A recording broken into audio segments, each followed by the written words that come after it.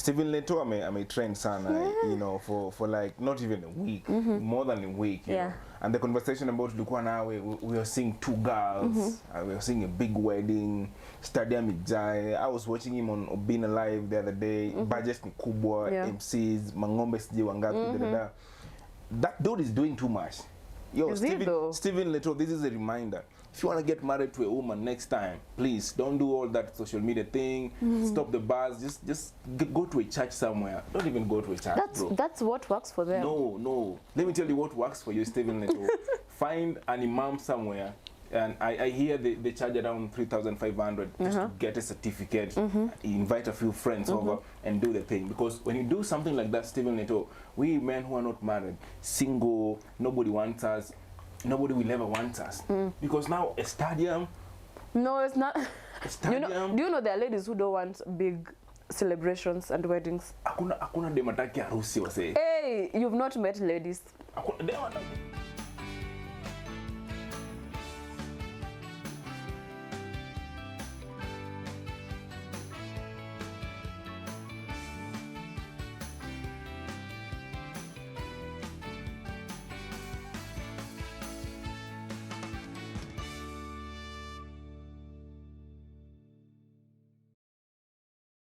Yo, what's up? Karibu tena. This is Still Next Time, the podcast. Thank you so much for your support. Tunaku appreciate sana. Wamba umespare data yako nyingi sana, kucomment, kushare. Of course, na ya kuchachisha tu mtaani, Instagram, TikTok, kila mahali hata kwenye WhatsApp. We salute you big time. Karibu tena. Lakini before tuanze, lazima tu appreciate Gichia ambaye amededi Ogola na wanajeshi wengine 9 na wenye wana recover na wao pia wakuwe na quick recovery. But to the fallen soldiers, this is not a goodbye, this is a till next time. Sababu sisi sote ni wanajeshi, so itafika siku na sisi pia tutawajoin on the other side, tuendelee kupambania nchi na kuprotect the nation against maadui ambao wako ndani na wenye wako nje as well. So my sister is right here with me, like always, the bold and the beautiful. The bold and the beautiful. Yeah, drum rolls. Drum rolls. How are you doing? I'm doing okay. I'm super tired, but nangangana. On the record, we actually filming this at 10 something p.m. at night, so just to let you guys understand the kind of work that we have behind the scene to ensure you enjoy good content. Yeah. It's been a tough week, sis. It has been a tough week, yes. And tunangangana tu. It's been a tough one. Before we delve into the week to know vitu zenye zimekuwa zikiendelea and the topic that we have today. Yeah. About describe a week in like maybe 3 words. Tiresome, tiresome, and sad. Tiresome and sad, you know? Yes. About tiresome, I understand. About sad, pia, naelewa you do understand, at the same time. Yeah. So today we have to talk about a very interesting topic about marriage, you know, life before marriage and after in it. But before that, we want to shout out the sponsor the right way today because last week ni kama kuna watu ambao walikatch. So first of all, shout out to Island Studios for the support and for the, you know, umetusaidia sana kwa vitu vingi sana. We salute you big time. Shout out to calebcore.co.ke as well for unaensure Wakenya wako informed na vitu zao tu. So salute sana. Yes, salute to also Caleb Media for ensuring that our production again is a success. And also KK Creatives pia, our editing, our editors. Editors. It depends where you're from. Editors. We really appreciate your efforts and your help again to make this podcast a success. For real. Yes. Thank you so much. Now, let's talk about marriage. Man, this is like everything. Like this week, my bro, anaitwa Albert, I talked about him kidogo last time. Albert sasa, apparently walienda uko in Lugo kuna kitu ambayo inaitwa nyumbo. Nyumbo. What is nyumbo? Nyumbo ni like meenda kwa kina msichana. Introduction. Introduction. Oh, okay. The whole process ni nyombo lakini inaanza kwenda introduction kwa kina dem. So there's a girl of course ambaye amekuwa naye tumemuona dada. It's cool. She's chilled and everything. We all like her. Yeah. So I think on Thursday he calls me and we talk normal conversation and he doesn't even tell me that yo bro we are going to see, you know, an introduction. He doesn't say that. Then on Friday tunaongea tena asubuhi. Normal too. Imeisha hivyo. Now the same Friday I'm talking to my niece Lensa who is bugging your phone every day. Every single time. Hi, you're online. Shout out to Nyasego by the way. Lensa tells me, kwani wewe haujaenda nyumbo? I'm like, which one? Who is getting married? Yo, bro, kwani ujui? Then in the evening, I'm calling, my dad calls me and he tells me, brother, I'm like, you people don't even say, you know. Say. May I have a question for you? Are you the black sheep in the family? What does that even mean? Are you the person who is always the other side when the other people are on the other side? They don't tell me anything. Why though? Is it because they see you as this young person because you are the last one, or why is it the case? I don't know. Maybe I think so. And I think pay in tradition ambayo imekuwa, you know, being kind of young or familiar. People don't want to tell you a lot of things. They just do their stuff. But I think if my brother is going to get married or going to, you know, introduction or whatever, I can always find time to go and be there. Definitely. You know what I'm saying? And you know, maybe they assume ukombali whatever. But sikombali was say you didn't tell it's me. A call away. That broke my heart for real. That one is sad though. It's very sad. Me hold grudge. If my brother got married or started seeing someone and me catch, to be honest. I'm petty. Yeah. Wafo kwa hiyo entourage. Yes. Mimi niko single say maybe tungeenda kwa kinao dem ningeona msi.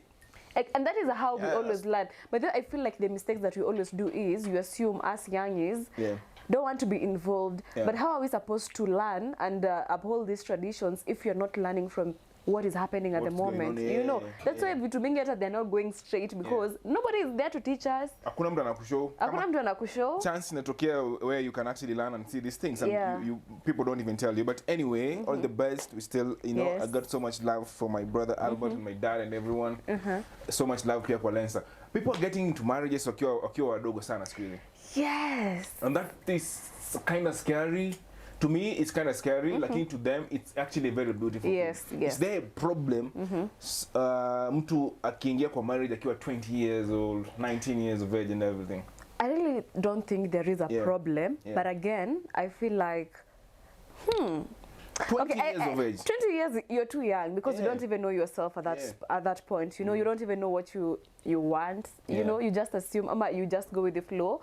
But then I feel like the people who have been married since like 20 and it's working. When you find that correct person, you know, I'm looking at this person and I don't want him to eat my piece. So he's distracting. He kubwa ni yangu. Today I'm hungry for real. I know. But then I feel like there are people when you're meangukia. Like I remember my mom got married when she was like 19. She was 19. And you know, funny thing, I know my mom will watch this, but how they met with my dad, they met the first day. And she has never gone back home. Okay, of course, alirudi ku visit, but that is how she got married. Like we've met Leo tushaenda, and that is how you get married. And then they plan the wedding, nini. Yeah. That's the way kitambo ilikuwa hivyo. Na hata kupiga hesabu kidogo ya especially my firstborn na nini. Unakuta age ya madhe wakati alikuwa anaolewa na nini ilikuwa hapo. Yeah. Most of them 19, 18, some even 17 sometimes, you know, so hivyo. Lakini kwa society ya sasa ni tofauti kidogo. It's different, Because I feel like when you get nimeona mtu msanii for example, I think anaitwa Shatter or something. He got married at 22. No, a dude got me. I feel like when a dude is 22, he's too young. He's too young. Then wakakana udem alafu wakachana after kuzana yeye kama wawili hivi and they broke up. I think when you get married early, shida ambayo inakuwa ni you haven't like explored life, especially for the girl and for the boy as well. Ujaenjoy maisha, ujaenda kuparty. Yaani kuna vitu vingi sana hujafanya kwa maisha yako. So when you get there, you just feel like uko kwa hii commitment more long term. So a part of you still wants to go out with different girls, want to hang out with your friends na nini. Na hiyo ni age, lazima ikue. I feel there is a friend of mine, okay, not a friend of mine, we used to study together. Tulikuwa primary school. So this person, I don't know, but she was way mature. Mapema. You know, like this person, I remember she started her period. Tulikuwa tunakosana na yeye so many times. So this one time, I wanted to like take her to a teacher because alikuwa amenichokoza kidogo nini kama kawaida. So this person tells me, before tuende kwa teacher, let me change my pad and then we go. Okay. So mimi niko hapo hivyo kwa Luna mgoja kama the stupid girl that I am. And I'm like, it's so hard. I'm feeling very painful. I don't know how. Yeah, right now, how I know how you should put on a pad, like how it is. Alinicheza hiyo siku.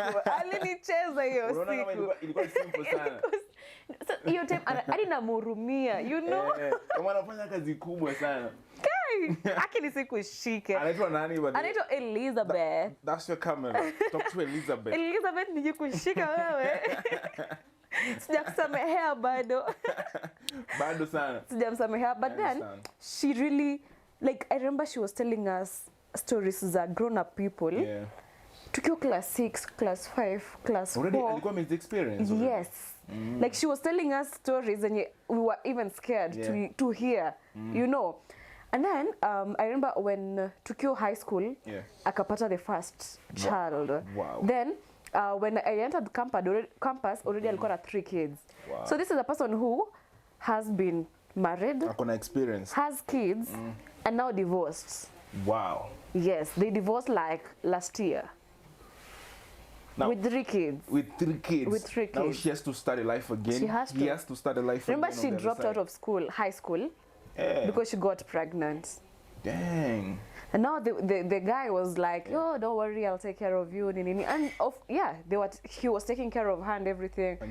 Until they couldn't anymore. So when a situation kama hiyo ina happen, but I feel pia context na mali msee anaishi pia ni tofauti.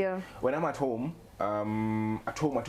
sometimes you visit, you know, different people, then you see like it's pretty much a very normal thing for kids to have kids. Yeah. You know, watoto wenye wako 19, 18 na nini wako na watoi, and they're just super cool with it. Lakini ukiwa tao inakuwa conversation tofauti sana. You know, we feel like we have a lot of knowledge about the way life is, but they also feel like they have enough knowledge about how life is and the way comfortable na hiyo. So kuambia wasee msikuwe na watoi mkiwa wadogo, ina depend uko wapi. Kama uko tao, watu wanaanza kusikiza because tunaona like maisha inaenda chap kidogo, but when you're at home, the girl is just in the village, the boy is just in the village, as long as wanadishi, it's cool. Actually tunaoana village to village. Yeah. Oh. Hapo tu next. Ama mchana sijamen unakuta tu dema amepoteanga tu.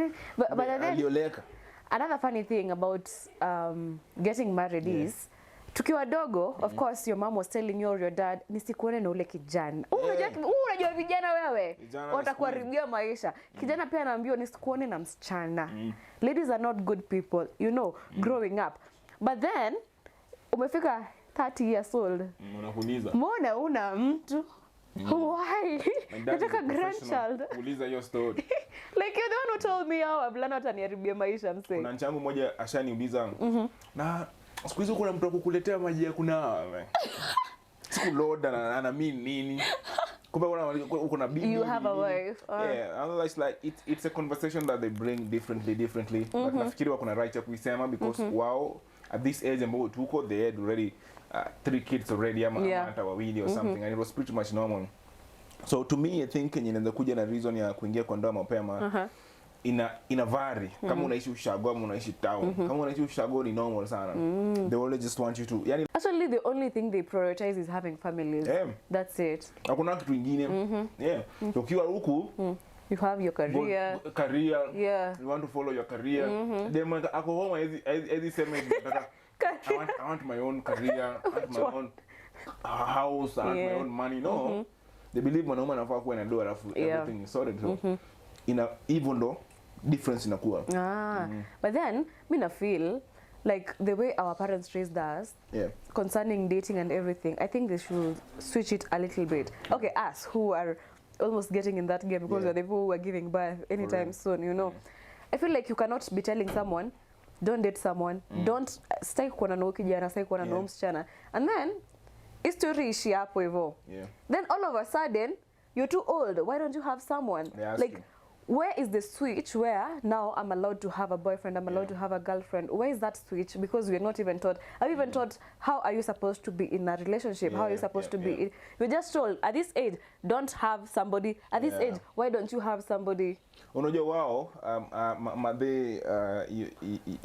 your mom, my dad, kwa hiyo age yao na nini, wasichana walikuwa wanafunzwa like yo, this is how to stay with the man, and the men are still wanafunzagwa, you know, squeezy.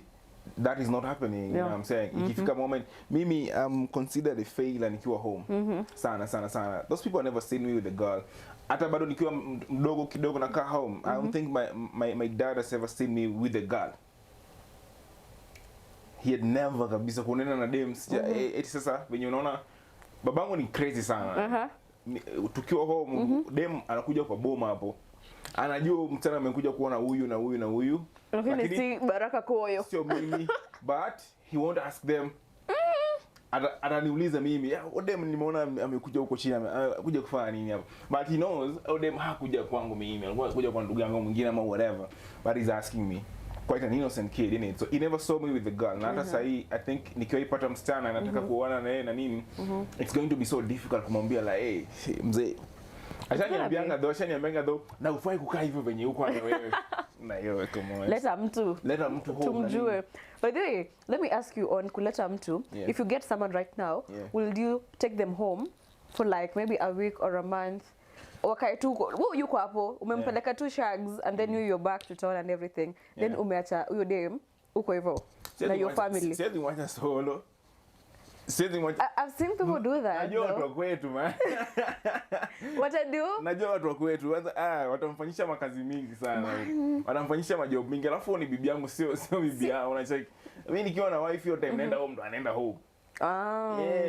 Nikitoka home na yeye atoke home. Akiwahi sema hapa katikati nataka kwenda home na nini? Akitaka siku 2-3 anataka kwenda home, acha aende. Lakini but that is after we create your rapport, like that can unique a relationship. That's how it's gonna be comfortable. Because I have a cousin who was telling my mom, I have a wife, but now I want to bring her. Akuje kwako. Like for a whole akaina auntie. What do you mean akaina auntie? And I know my mom is not someone who naona venye mimi spending out in my space. That's my mom. The same way. So nilikuwa nauliza mamangu, mtapiga story gani? Mnajua ana Odem atafeel ni kama ana msoma. I know. Ni kama kwa atacho. Why do you have to prove these points? Why? Anaoshaje, anapikaje, anaongeaje, sasa madhe ana report. Sidhani that's okay. So she has an option ya put up something for the 1 month ambao ako. Exactly. To show madhe he has found a very good girl. Then I think people should find their own way ya kufanya vitu. Kwa ukiingia mapema iko na shida, ukiingia late pia maybe iko na shida. So wewe mzee way to get your poison. Me I think when you get the right person, we never know who is the right person, but you'll know. Actually you'll just feel this is the right person. I don't know. I've never been married before, so how am I giving you pointers? I think have you ever felt like you've actually met someone and you feel like they're the love of your life and you're like, maybe I might marry this person if given chance to? Sister laughing. Akianza kucheka hivi inakaa mbaya. Wow. Manisha sijaipatana na mtu. Yani ukutana na msee una feel like this is surely the love of my life. But kumbe you're not the love of their life. Oh wow. So unakuja unasema mbona kama hizi hesabu haziingii. Generally you like this man, that perfect kila kitu ambacho unataka. Unaona kama hata kama they don't tick some boxes kwa maisha yako, you can compromise and fix all that along the way. Now that's the love of your life. I think I've ever been in that situation. You've been there? Yeah, I have. Yeah, sorry for another day. It requires a drink. And people don't really, I think another issue ambayo inakuja hapa watu wakiingia kwa ndoa ni you don't really like get married to somebody you want. What do you mean? You never. Because have you ever gotten married? How do you know people don't? It's not a story. What we do as single people is to watch people get cheated on every single day. But then why is it that's our job? Married people are always cheating? Like nikifungwa sahi inbox yangu, the people who are married, who are always like, hey, sijui what, sijui. Wako wengi sana. 90%. 90% and they don't get tired. If kuna watu wanachasing, I really don't understand. I don't know why. Wanaendea mademo ambao pia, like I feel, I don't know. It's so easy to get into a relationship with a married man. Why? Because this is a person who has a wife. For sure. And if you've managed to get to kwa ndoa, kumaanisha you know how to handle a woman. So what about you wewe uko tu hapo hivyo. You think they can't manipulate you? Do you think the ladies also know that this guy actually has a wife? So I think he can take care of me. If he's taking care of the wife, naweza pata pia vitu kutoka kwake. Yeah, like let me give you a story, and I know if she watch this nini atajua. Yeah. So there's this lady who fell in love with a married man, and amekwamia huyu married man, like the wife amewapata akamwambia sijui nini, akasema no, this is the person that I want. The friends have tried like, talking to her, you know, and she's like, no, me, I'm not dating men my age. I'm dating a married man, and if I move from this one, I'm going to be another married man. Yes, exactly. And I was like, why do you want? The problem with us ladies is we want the final product, not knowing this lady aliwork na umse. Unaona, like for you ndo upate someone saizi lazima amekunacha amekwambia this is what I want, this is how to treat a woman, this is, you know, you learn, everybody learns, you know. For sure. Exactly. So unataka mtu mwenye ashachongwa, ashafunzwa, this is how to treat a woman, but then you don't want to do the work. This first wife has already put in the work. Funny thing, she doesn't want to be married as the second wife. Anataka tu abaki kama dem. Yes. Oh, that is psycho. Yes.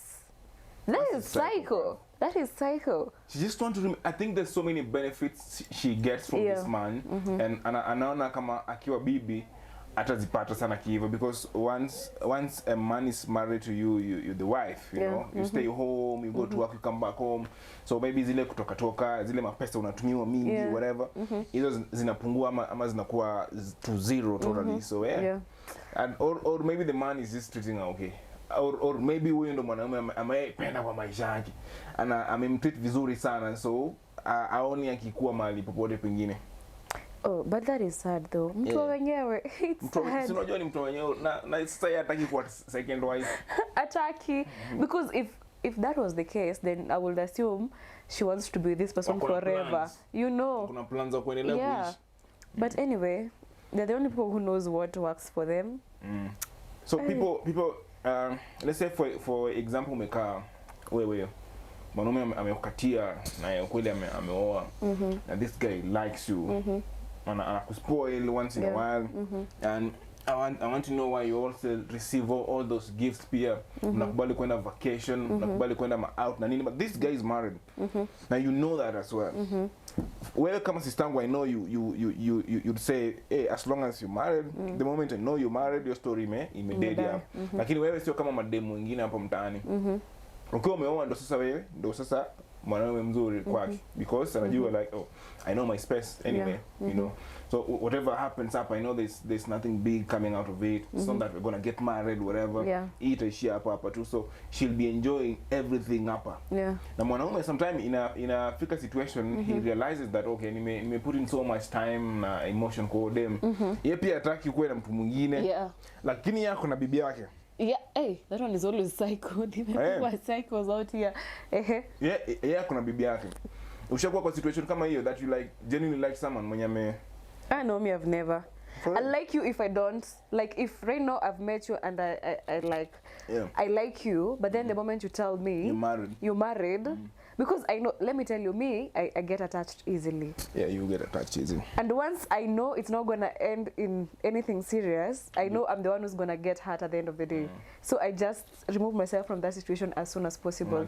Yeah, I know there are some people who lie to you, I'm not married in but you'll find out eventually. And the moment I find out, that's it, because I know I'm the one who's gonna get hurt at the end of the day. Yeah. Stephen Leto, I trained sana, you know, for like not even a week, more than a week. Yeah. And the conversation about Lukwa now, we were seeing two girls, we were seeing a big wedding, stadium Gichia. I was watching him on Being Alive the other day, budgets ni kubwa, MCs, mangombe sije wangapi, that dude is doing too much. Yo, Stephen Leto, this is a reminder. If you want to get married to a woman next time, please don't do all that social media thing. Stop the bars. Just go to a church somewhere. Don't even go to a church. That's what works for them. No. Let me tell you what works for you, Stephen Leto. Find an imam somewhere, and I hear they charge around 3,500 just to get a certificate. Invite a few friends over and do the thing. Because when you do something like that, Stephen Leto, we men who are not married, single, nobody wants us. Nobody will ever want us. Because now a stadium... No, it's not. You know, do you know there are ladies who don't want big celebrations and weddings? Hakuna demataki harusi wase. Hey, you've not met ladies. You've not met ladies. Nowadays, no ile story ya harusi ya hiyo ilikuwa story za kitambo because we were raised to know that marriage is a success. Yeah. And then marriage was not for the lady actually, it was for the parents and the villagers. Yeah. Hata si msichana. Yes, of course we get excited. Yeah. We always plan these ideas nini nini. But at the end of the day, mama yako ndo atakwambia, kuna basi 5. Kuna sijui nini. Most of the people even who attend those weddings wajuangi. Yeah. Ni mabeshto. Like I remember when I was graduating the other day, I had 150 guests. 150? 150 guests. What? My friends were only 5. So 145, you don't know them? My mom's friends. Wait. Let me tell you, the agreement was 50 marks. 50 marks. Yeah. So, and then she told me, mimi nakuja na 45, kuja na watu wangapi? 5. 45? Yes. So me I was like, ako chama, ako kanisa, ako, you know, so it's, it's, and then me I don't have a lot of friends, so 5 hata ni wengi. 100 na kitu.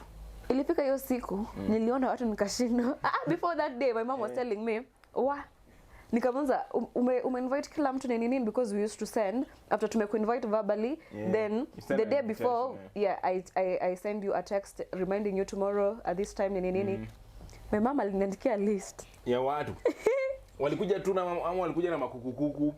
Mimi nakwambia the best thing about nini, about having a parent, ama having your parents' friends come over, it's because they have the money. So of course you're gonna have the money because what you could gift, because if you invite us, watu your age, hatuna mado, the highest unaweza kupea 5,000, 1,000, 2,000. Congrats. Yes, mwingine hata hakujangi na hizo cards, you know. Ndio utaki hizo congrats. Unakuja tu kukula na hiyo story, you know. Anakuambia nitumie picha ya graduation nikupost. Nitumie hii. Nitumie screenshot and say. Send me this. Yeah. That is the only advantage. But me I was surprised, like we agreed on 50, you didn't know how you got to 150. I think it's actually cool that your mom can pull such a crowd. Yeah, it is actually. It's very good. So the point was, there's some nowadays people have started realizing marriage is no longer a success. Yeah, it's never. Like, you know, kitambo ungepata mtoto, ungepata bibi, like the whole your mom will be telling everybody, my son has a wife, my daughter has a husband. Hata unaweza kuwa na degree 10. But so long as you have, that is the success, whatever. But now, us who are growing up, now we are coming to find out, why are we getting married? Is the picture painted the way we were shown before, is it exactly what it is? But nowadays, divorce rates zimepanda. Zimeenda juu sana. Single mothers ndo wako wengi huku nje. Like we are asking ourselves, why is it that marriages nowadays are failing? So success rate yake kitambo ilikuanga 100 ama tuseme 90%. Sasa imeshuka hadi 40. Sasa imeenda chini sana. Imeenda sana. You know, even a lot of people don't even believe in marriages nowadays. Do you believe in marriage? I do believe in marriage. Do you want to get married in a wedding? Yes, I do. In a church? I do actually. I do. You want a whole stadium there? Okay, not a whole stadium. Only invited guest peke yake. Yeah. Mtaingia na kadi by the way hapo kwa gate na mimi ndo watchman. Can you paint for us? Ukicheki camera, your ideal wedding. No, that one I'll be giving people any ideas. Yeah. Yeah. But it's gonna be white wedding. A garden wedding. No, it's gonna be a garden wedding. Umefanya nikumbuke kitu fulani. Kitu gani? Kuna siku I don't know kama Samwest taona hii video my former boss. Samwest, if you're watching this video, sir, I really appreciate you big time. I love you kama boss. I love Vivian pia, even though mliachana. I think alikuwa msanii mzuri, bado ni msanii mzuri even though say I take a break. And you guys were a nice couple, you know what I'm saying? You inspired a lot of people. So Master aliproposing kwa TV kwa 10 over 10. So you say 10 over 10, Sam akaenda down on his knees and propose. Got a nice ring. It was amazing. You girls want that. Yeah. Everybody sees it's cool for a man to do that. Then Vivian said yes. You know, and now after saying yes, the pressure was like, when is the wedding? Because after me saying yes, we can engage in there. Yeah, so you won't say yes and stay for 5 years without arusi. And the question was like, have white wedding. Kwa magazeti hiyo ndio ilikuwa na story. White wedding. Some na Vivian wametana. Yeah. Yeah, but ali propose mbele ya Kenya. Wow. 10 over 10, like the biggest concert that time. Wakati Rabura alikuwa anaifanya. Yeah. I'm not saying that is not doing good right now. I'm just saying wakati Willie alikuwa pale ilikuwa kubwa sana. Then Vivian akasema, I didn't want to say no in front of Kenyans. So she was not even intending to say yes. But alisema aondolee Gichia aibu. Asiseme So no. will you prefer if it was you? Mtu akwambie tu no on live TV. Someone to know on live TV.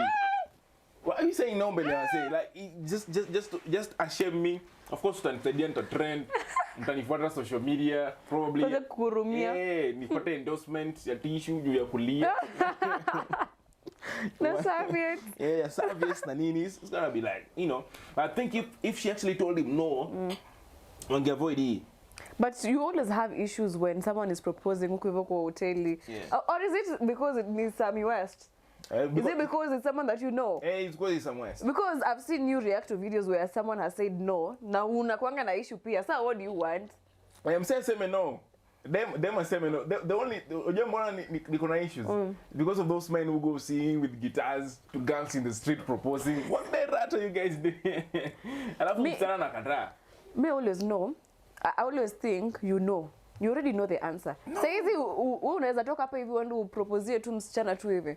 Umekakane. Umekakana lakini you always know. Red flags zinakuanga everywhere. Unajua huyu anaweza nikubalia. Unajuanga. You know exactly. Let me tell you. Unaona red flags una assume saizi. And then maybe vitu zende poa, you get married, the same red flags ndio zitafanya ukuwe divorced. The same one. And you always feel it. You always know. Intuition. Yes, you always know, but you just want to assume, you just want to prove a point. Because you like someone. Because you like them. No masana. So, Leto has this wedding. Yeah. Ameifanya. It's a thing for news. Like it's a news story. Yeah. and Kenyan media, the editors, they actually send reporters to go and cover this wedding. Why is it important? Maybe because Leto is a very good political journalist. Anafanya kazi nzuri. So when he gets married, we want to see that. But we have seen what this buzzing imeleta, especially to our beautiful girl Betty Chalo. People still go back and comment on their post like you and Dennis on Kari. I was actually ilikuwa union ya NTV like KTN. Ilikuwa kwa the trend. Really chachisha sana. The trend. Ilikuwa poa sana. But we go back to that. Tunaona. Don't we learn something? Because I think Stephen Leto, I'm not hoping that you break up with this beautiful girl, but it's inevitable. But you know when it's not if, it's when. No, when you get to marriage with that mentality, then why are you even getting married? You're not breaking up. No, you are not even ready to get married. You're not even ready to have this conversation. Number one, cause you cannot tell me that like right now all of us gonna die. Sindio? Of course. So you're not gonna live life just because you're gonna die, and you don't know when you're gonna die. I'm just saying when you advertise your marriage, when you advertise your union. But it's just the wedding though. Before the wedding, did you know them? Before the wedding, we didn't know. Exactly. But suddenly, the whole stadium of 60,000 people. Yeah, you're celebrating love. Si angefanya tu wedding show. Udemo wedding show we tuaje. I stopped watching wedding. Angito demo wedding show tuone hiyo kitu kwa Citizen. Ama iko kwa Citizen. That's their style. That's their style though. Me, I feel like if it works for you, if you have the money, then why not? The guy Stephen Leto is behaving like he has never been married before, and this is the second wife. No, that is personal. No, that is no, bro. Now be opinion and behave ni kama ni vajo. Ni kama no vajo, ni kama pia ni vajo. No, if I could do evil, man. Nani Stephen Leto ni Masai. Yeah. Mona watu wa Masai, I love Masai, but you can't have people walking with knives kwa shingo zao na Lakini that's the theme. No. That's the theme. No, Masai the culture. No, Masai wanafaa wajue kuna sherehe serious. You know, the day you're going to get someone and decide to do those traditions and those celebrations, you'll know. Because that's their culture. Yo, can you imagine wanaume wanatembea na mashuka? Wamevaa tu mashuka pekee. Okay, it's crazy. But yeah, unacheki. Masai, mashuka tu na marungu. Wanaenda kuchukua dem. But then mbona wanatembeaga na marungu? Ai baby, tuko tao man, tuko 21st century. We're so digital right now. As na Leto kwanza alikuwa chairman comments conference. Yes. Na already alikuwa na bibi wa kwanza. Omsa alikuwa chairman. Na kwanza Kevin alikuacha. Stephen Leto, how did you become the chairman of men's conference? And now he's having the biggest wedding we've seen. The biggest wedding ever. Nobody has ever done this. Mimi, let me tell you, my sister, nimetoka kwa Akuku Dance family. That's like my mom is from that side. Yeah. Our grandfather never did something like this. Because that's your grandfather. No. My grandfather is the greatest of all time. Kwanza alikuwa na bibi wangapi? Angefanya harusi mara ngapi? Angekuwa broke. Unakushow. Yanajua, bro.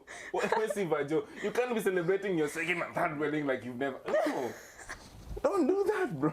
I've always spent mingi. But me, I feel like traditions are very important. Traditions are very important. But there is no way I'm having Raila Odinga Stadium in Homa Bay full just because I'm getting married to my second wife. No, that's you. For them, it makes sense. And it's okay. I'm just like, no, it's not cool.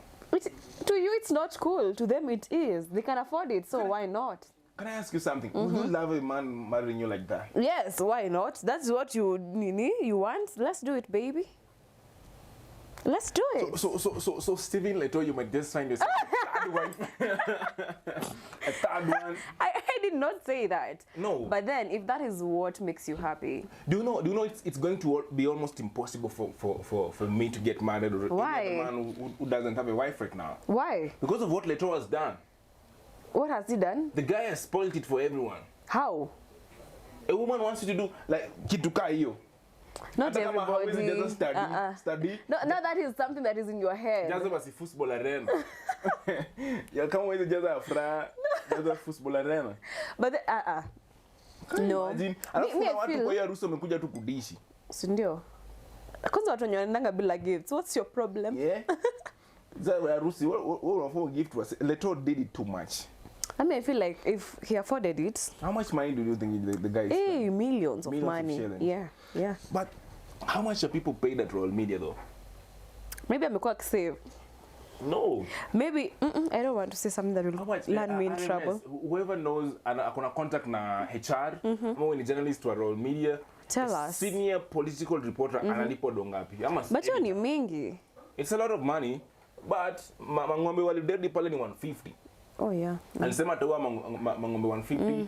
Obina alilipo pesa mingi sana. Yeah, definitely. Mwenye anakuja ku officiate wedding yake, aja succeed ku keep ndoa. Obina aja succeed mpaka saa hii. You know, the other day Obina had live show yake. And then alikuwa ameleta guest wake, alikuwa anaitwa Reverend Natasha. Anaitwa Natasha. Huyu jamaa mwenye ana preachingi. Alikuwa mwanaume ama dem? Dem. Si nani? What's his name? Si Kush. The lady, Reverend Lucy Natasha. Yeah. So, Lucy Natasha was advising people that, ladies, please stay away from a man who cannot keep their marriage. Obina kwa hapo ndio akisema, are you talking to me? After 4 unsuccessful. Aguruna watu. Alikuwa anacheka tu. And then I saw someone commenting hapo chini ati, this is the example of people interviewing weapons formed against you. Come to think of it. Ndio huyo Reverend ameolewa juzi. Yeah, ameolewa juzi. And the reason aliolewa juzi, ule mkaka ana pesa kama kitu kingine. Sasa nyi watu mtu asiolewa. You know the thing is, they ain't even Kenyans. Kwani does that mean that they shouldn't get married because they're not Kenyans? And then they started talking on social media. Yeah, that's what everybody does. Like most people do that. How many people do you talk to on IG? Mimi. Hey. Nobody. Hey. Tuanze kuproduce evidence hizi. This is my sister Kapi hapa. I mean, to me a message like 35 minutes ago. I don't know why she's not asleep.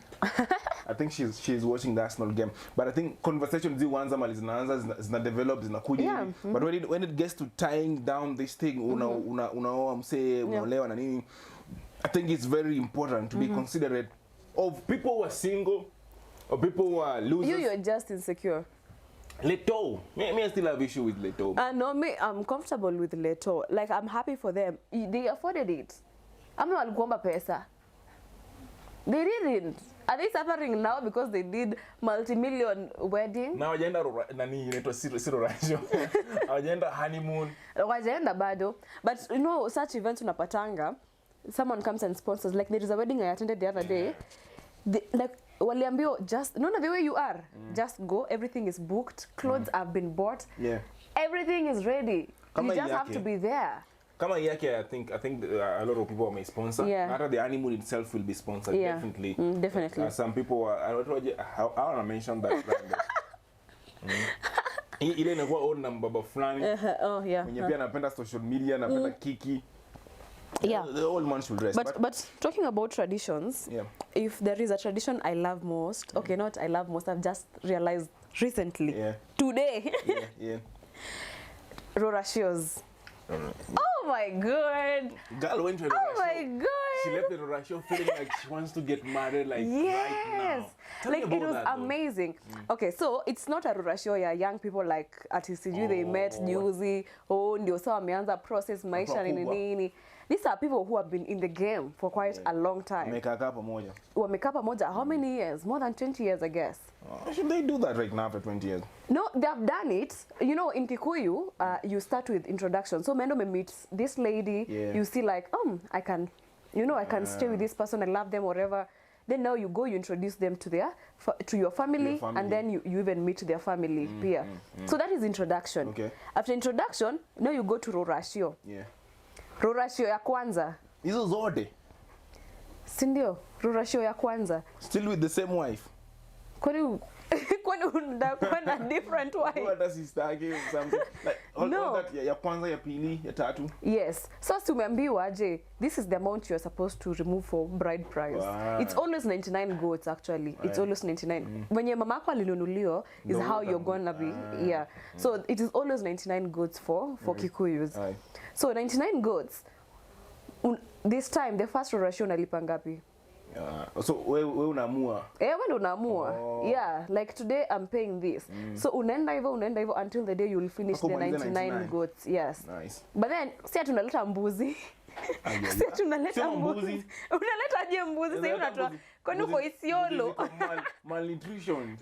Ngoja zizi tembea. Ziko kwa malori hivi zinakuja kwenyu. No, what they do is wanachukuanga mbuzi moja ni how much? Dang, girl. For example, say 5,000. Yeah. Let's just say it's an example, 5k. So 5k times 99 goats. Dang. Hebu nipige hesabu sahi chap. Hata si mingi, 99 times 5,000. 1500. That is like 400,000 or something. 400. What? No, I'm giving an example. Why are you thinking 400 G's? Yes. I'm giving an example. Times 99. 495 G's. Yeah. That's almost half a mic for a woman. But then, si mimi ndo nakupa story ama si mimi nakupa story? Hebu nisho. So, and actually inapandanga because, for example, when my mom was getting nini, inaongezeka. So, price ya mbuzi iko juu sana. Dang. Yeah. So, umeenda umetoa the first yenye uko nayo saa hii, si ndio? That's the first Rorashio. So the first Rorashio actually ni ile yenye mnafunikangwa hivi. And then you're told chagua. You know the thing that is always interesting about these Rorashios? Kuna kwanga tu zile vitu za kukuchukua like kuku make you remove money. Like ukimiss the lady. Unafanya kijana tu sio dem. Yes. Si ndio uko kwao? So umeenda wamefunikwa hivi, you miss the wrong, unatoa do. Umeenda umesahau umesema something they don't like, hiyo ni do. Umeenda sijui nini, but also if sodas wenye wanafaa kuja nao to Kikuyus ni the men, the people who wamekuja kuchukua msichana. So if us were the lady tuguze hizo soda before zimepeanwa, then sisi ndio tunatoa fine. That's people playing games. Mkichelewa, mliambia mfike by 1. It's 1:30, it's 1:01. Fine. Ndio mfungulio gates. lazima mbai kifungu.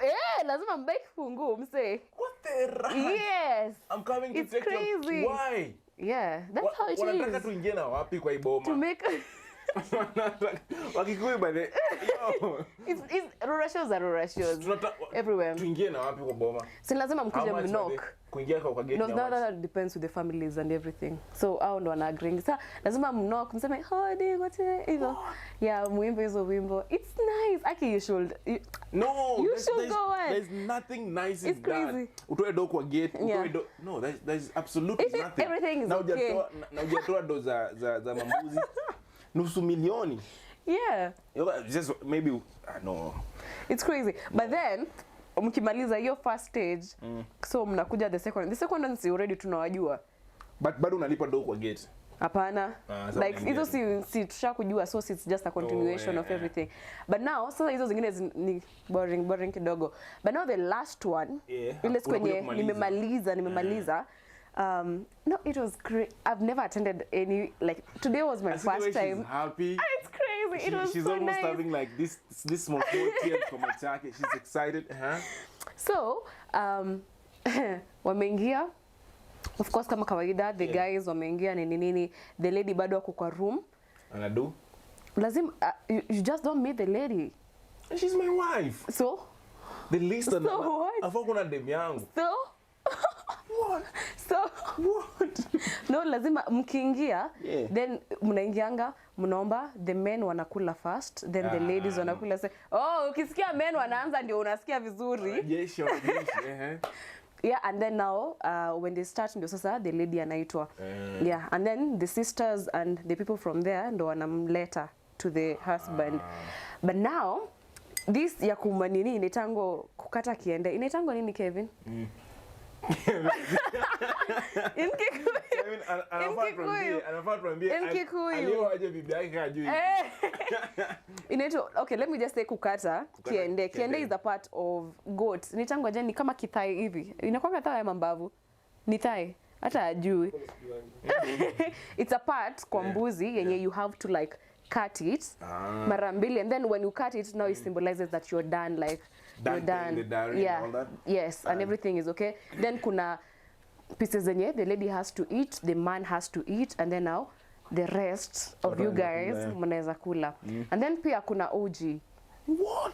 So uji, the lady has to like bembeleza you as the husband to drink, you know. Now like I so have to like act like I don't want to drink yes. it. But now before we get to the uji, si ndio mnakatakata, like today what happened was, si ndio wamesimama hapo hivyo, kisu zilikuwa zishaletwa ndio hizo nyama ziko hapo. All of a sudden kisu imedisappear. What? Now you have to buy a knife. I'm saying maybe kisu. Yes. Ameficha kisu hata. Yes. Then why are you not keen? I'm not doing. Why are you not keen? Why should I be keen? Nilikupea kisu, ndio hii kisu. Imedisappear aje na ulipiwa kwa mkono. Mwanaume. Yes. Mwanaume afai kuwa keen na kisu. What do you mean? Watu wako tao mbili kwa boma ama watu chwani. And then so much is going on. What is going on? We are only focusing on you because you're the one who has to like cut the meat. So I should be focusing on the knife. Yes. Otherwise, you're gonna pay. That's on you. Ulihandiwa hivi. Like you handed the knife. Ndo hii shika. Wewe uliaka chini mbona? If you hand me the knife, why is you or anybody from your home taking it away? Because secretly? You have to pay. You mind games. Aya. So lazima anunue. I don't want people playing mind games with me. Kiza, lazima sasa anunue kisu. Kisu ingine. Kisu ni how much? Unaweza buy ya ruabe.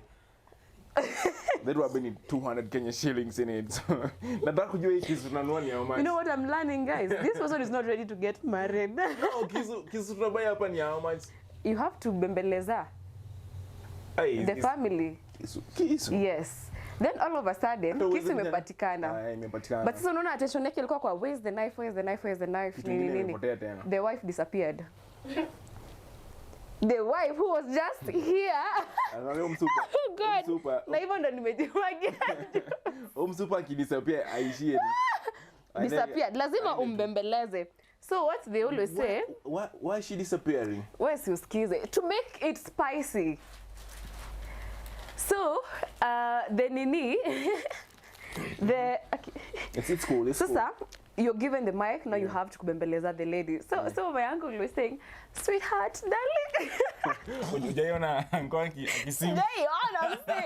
It was funny. So hapo hivyo, then all of a sudden akaenda kambio aende mtafute. What? Akaenda kamtafuta, kampata. It was nice. I think I should share those videos. No. It was really nice. And then now wakakata nini wakakulishana. Then the respective meat parts wakakula nini. Then now it's time for the uji. Now my aunt is the one who is bembelezaring my uncle to drink. Nakwambia amewekewa hadi unaona hizi zinaitangwa je watch towels. Yeah. These are watoi. These are watoi. Restaurants zote zinakuanga na hizi vitu zenye unajiekanga hapa hivi so that you cannot need that. Lakini amekewa hivi but he's being fed uji. Sasa amekewa. Doesn't look good. Sasa no, you have to. It's traditions. Plus ataki ku mess your shirt. Like as a caring wife, I'm feeding you, so why should caring. It's caring. They just want to take money from you. No, it's not. That is not money. Sasa you have to like amemweka. That one, so anambembeleza akunywe the uji from a calabash, by the way, not from a cup, from a calabash. Oh yes, that one. Yeah. So the first time I go, it was funny. It was funny. My aunt, so you alitoa wapi brush ya viatu? Kwa kibeti. Akaanza kubrush viatu zake. Akaanza kumfanyia sijui nini kichwa. Na massage kichwa. Kubali mtoto wetu. It was crazy. No. It was no the wife is the one who is like pampering you to like accept to take the nini because you have to take the porridge and everything. You can't. The ceremony won't be over. So lazima everything nini. Just for the sake of trying and see what happens. Nothing will nini. Mr. Kiuji. Come so up and down Kiuji. Me I don't. No, you have to. You have to because it's traditions. Yo guys, whatever you do, I want to say don't marry Kikuyu. Please but do. I'm not going to say that. But kila tribe iko na nini yake. Actually wacha nikwambia rurashio zote be it any tribes zinakwanga the same ni vile tu for Kambas the men are the ones who are bringing the lesos and the ones who are cooking. Everything, the procedure is the same. Wakamba na yao ni mbaya.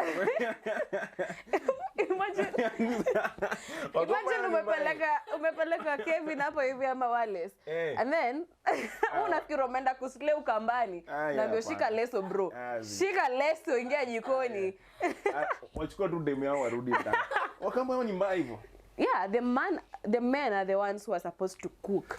You come with your water, you come with your kiberiti. Hakuna kuchukua kitu from that boma. You bring food, ready food. Mse, you cook from scratch. Kamba? Yes. What do they have down there in Kamba? They don't have water, girl. I think. They have the girl. They have the girl and they don't have water and everything. So you bring kila kitu? Yes. I think I'm not ready for marriage. You're really not ready for marriage. Honestly, I'm not ready. But me, I just love how... Kama ni Kikuyu, I think that's dang expensive. It's like, not expensive. Tumeongea hesabu hapa ya Rora show, less ni half a mic. Bado hujaongelea hizi ma black tax ambazo mko nazo nyingi, sticky simepotea, whatever. But that's what happens in every Rora show. It happens to anybody. Mi sijaona kitu kama hiyo Nyanza. Hujaiona? Kwani you guys just go, oh, we are paying the door, Rishika. How do you guys spice things up? 90% na tunaduka we stay. Oh, hatuna stories za una spice nini? Endo spice ndo yako huko. Unajua hakuna haja spice Rora show. Hapo unaenda kwa ndoa mnapigana, mnachana.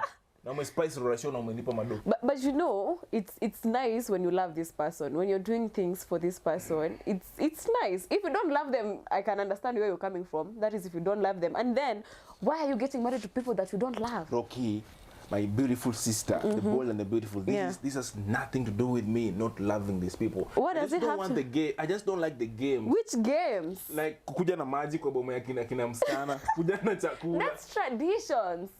Na ukiae chef umbachi. Ukiae umbachi. No, that's your nini. No, you either. You either. Aseme garlic done. No, sisters, you are the people who are supposed to. In short, like you're the people who are supposed to produce food. Unakata for in all short, that. Yes. So if you decide you want chefs, then wewe ndo una make sure uko na chefs wakwako, wako na kila kitu, so long as you just bring the food. If you decide wamama wa kijiji, it's okay, but the husband side. The husband side ndo wanaleta everything, wanafanya kila kitu. The females ama the wife side They're just waiting for the nini. I think maybe the reason why inaweza kuwa na sound iko hivi, I've seen very few people getting married the right way. Yeah. Very few. Wengine wanakuja tu wanaanza kukaa. Most of them wanakuja wanaanza kukaa alafu ndio hivyo wameishi mpaka saizi wanakaa wameachana whatever. But I feel like we should you know tuweke kidogo for the man. Because kama kwa Kikuyu venye umeexplain, mwanaume unaweza lipa dowry mpaka udedi. Kuna wenye who daddy before amalize. That breaks my heart. Why? Will you prefer ulipe yote once? Why is it too much like that? What do you mean? See, there is room for negotiation. Can you imagine? No. That's why unaleta wazee wa kwenyu, they come, they meet wazee wa dem, and then you guys, not you don't even negotiate. Wazee ndo wanakurepresent. No, I want to be part of this conversation. Why? This is my wife. So? Actually, the wife is not part of this conversation. Anakujaga once. Anapita hapo sijui anafaa kukupea nini and then they disappear. Both of you, nakwambia, marriage and weddings, they're not for you. They're for the society. Why am I doing it? Why is Leto doing it? I do not know. You. Can you? But imagine it's exciting. No, to be it's honest. exciting for the girl. No, it's exciting And for everybody. Her mother, and for some crazy aunt. No, uncles ndo wanakulanga hizi pesa. There's one drunk uncle when anakazianga kila msee.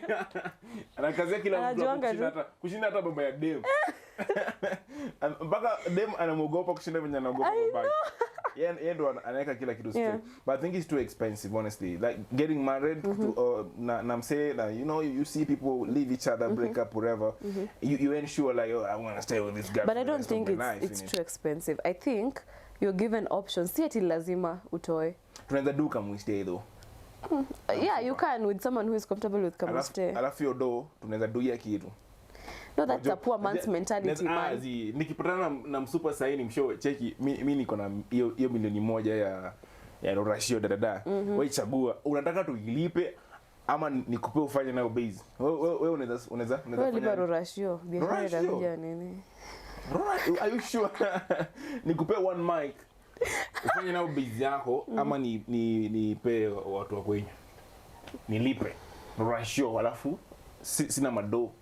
Niko tu hapo your husband. But you know lazy as how you rat. receive this information is actually so terrifying.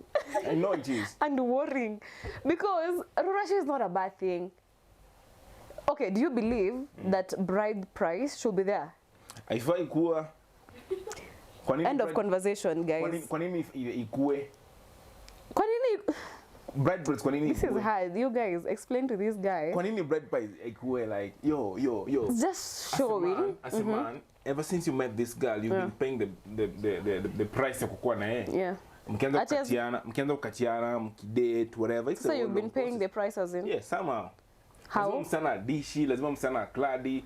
Yani mavitu nikupe njaa because you don't want to. Oh goodness. No, I'm just saying. What is this guy talking about? In a way, the man has to pay something mpaka daddy. Na akiwa unlucky another daddy before malize kulipia udem.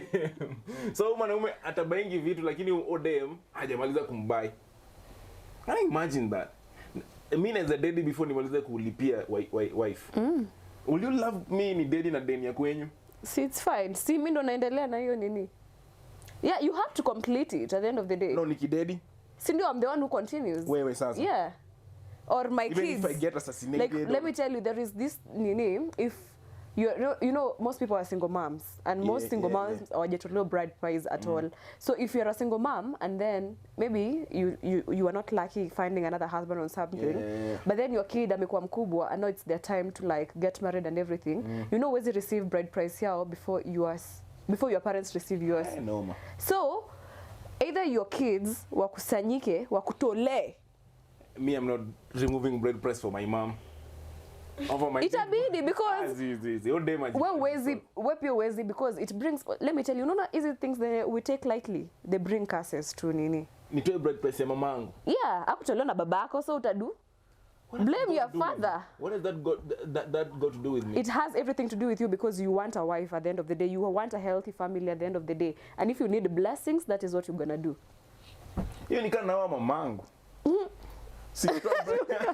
Sikutoa bread price na mimi unawa mse. But now okay, I don't want to use the word rituals. They are different. Oh yeah. Yeah. So kuna vitu ziufanywa mingi. Dang God. Yeah.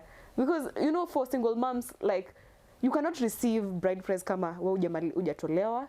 Like for example, if my mom hajamaliziwa, lazima mmalize nyinyi. Lazima tumalize kwanza ndio a receive yangu. Lakini unajua wewe ndo mimi kama mjeshi siwezi lipa bride price mamangu because niko na ingine ya kulipa mahali. They don't care by default. Wewe kama dem hii sheria inafaa izungushwe kidogo. No, actually, no, it doesn't happen like that. Imetokea situation kama hiyo.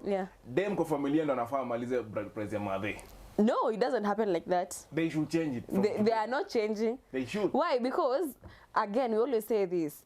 Men are perceived to be the providers of the whatever, the protectors. Like, you're the people who are making women safe. Yeah. Okay, not literally, but that is how it should be. No, it's literally. Not literally. It's literally. But that is how it's supposed to be. Like, to grow up, you knew your father is the one who does this. Kuna roles zenye a man is supposed to play. Kuna roles zenye a woman is supposed to be. Fortunately or unfortunately, for a man, you're supposed to make sure your family is safe. You're supposed to make sure they are eating. You know, wanafanya nini. You know, that is something that society mewaekelea. Nimeona soda hapa before. Omar rashamaliza. Anyway, society shakuletea hii burden. For us to change it, it's gonna be hard. And that is why right now we have conflicts because of history of feminism and everything. Now we want equal rights. We say, if you can provide, I can provide as well. If you can work, I can work as well. And again, men don't want that as well. What do you guys want? I'm just saying, if my mother bride price yake haikulipwa, my sister should be paying that shit. That's all I'm saying. Wow. Is that too much to ask It for? is too much to ask for. Elders, I know you all don't have smartphones. Wazee hawana ma smartphone. Siku hizo wako nazo. Wazee. Yeah. Like the one who face the mountain and shit. Do you watch nini? TikTok. You see people 90s sijui ngapi wako live sijui nini hapo hivyo tap my screen. I'm just saying kuna masheria tunaweza change. Unacheki kama hiyo bread price tunaweza change in one way or the other. We can, but it's gonna take time. Yeah, someone tuko na 5 minutes kumaliza. It's gonna take time. Okay, it's something that people can talk about, but I don't think it's gonna happen like immediately. But I feel like we should have a lot of respect for our traditions. Yeah. But we should also look at the logical rules ambazo ziko hapa. At the end of the day, marriage, if you all decide to get married, I mean, ni conversation kati ya nyinyi wawili in it. So kama unaona msana mkaka wako anakuwa pressed sana na familia na hizo stories za si dongapi whatever. Wewe kama msupa unafaa useme acheni na kijana kidogo. Unajua limit zake anafanya nini. Usiache familia imtoanishe sana. Yeah, and I've seen that happen by the way. I've seen a lady helping the husband to like kutoa the bride price and everything because you're people who understand each other. Nyinyi wawili. Unajua mamangu haizi jua wewe una pesa ama this is what you do. Yeye anajua you're supposed to be responsible. You're supposed to be taking care of my daughter. You're supposed to be, you know. So oni like kuna bills unalipa at the end of the day. So me as a woman ndio nafaa thank you. Me as a woman ndio nafaa bring that bridge between you because I'm close to you and I'm also close to my mom. So I'm the one who's supposed to make it safe for both of you. Yeah, for both of you to be comfortable. I got you. I got you. So, all in all, before tumalize, my final words to all the men who want to get married, please, forget you ever saw any video from Stephen Leto. Forget you ever saw any wedding on TV. Yo, if you want to get married, before you even plan the wedding and ask, will you marry me? You go down on your knees. The first thing you should try is ask that girl if she can, you just stay. That's the first thing. I'm not saying you should that's the only thing I'm saying is the first thing. If she doesn't agree to that and you all still like each other, now you may proceed to the next step of buying a flower, going to town somewhere around the supermarket, crowded people and proposing. And if you're lucky enough for Kubali and you have the money, then why not? Then Jaza Stadium will be there to watch on the news. For me, what I've learned from this conversation, this guy here is not ready. Is not ready to get married. I know. Hati Mama Akufua. Omar is telling me about Mama Akufua. Maybe amezoea story ya Mama Akufua. But me, I think that's not the way I want to go to remember me. That's not a legacy. That's not a legacy. But then, if you love someone, actually, no. Even before you love someone, make sure you learn traditions. Traditions are very interesting. Traditions are very wonderful. Understand traditions first before you even go. Again, then don't get married to a Kamba. Because you have to respect tradition at the end of the day. Kamba garland will disappear.